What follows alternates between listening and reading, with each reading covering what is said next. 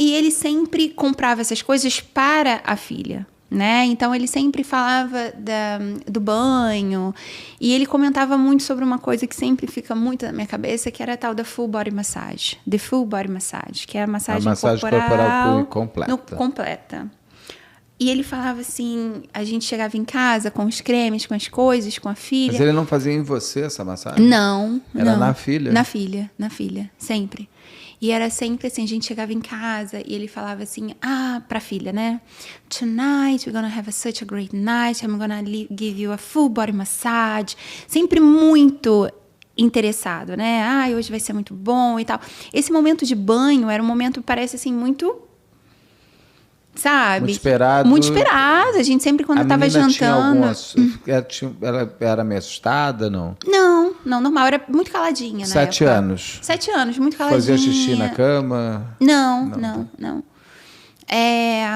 Então, isso acontecia. Então, o que começou a acontecer, né? Eu grávida, a gente terminava de jantar, e aí eu ia retirar a mesa, e sempre ele se levantava e ia. Vamos...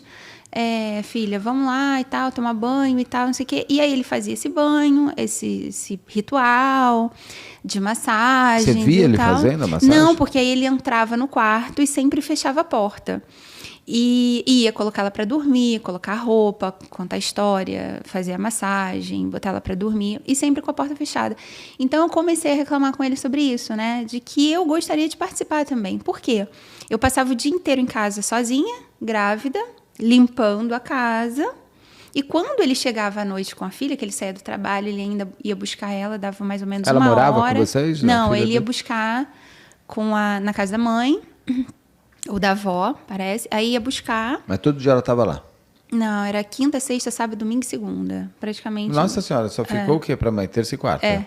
Era uma coisa também que eu comentava. Então ela morava com vocês? Praticamente, Então, eu falava assim pra ele, aí ele saía do trabalho, ia buscar, era mais ou menos o trajeto do trabalho dele até buscar ela 1 hora, depois mais 1 hora para voltar, então ele chegava em casa um pouco mais tarde, eu passava o dia inteiro em casa muito sozinha.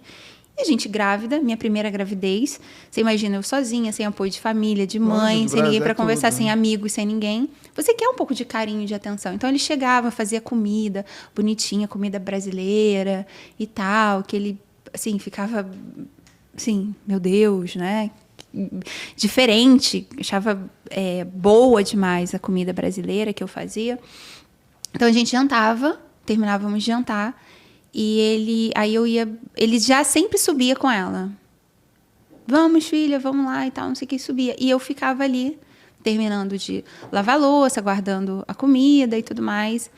E aí, quando eu subia pro quarto, ele estava sempre trancado no quarto, com a porta fechada. Não trancado de chave, mas a porta sempre fechada.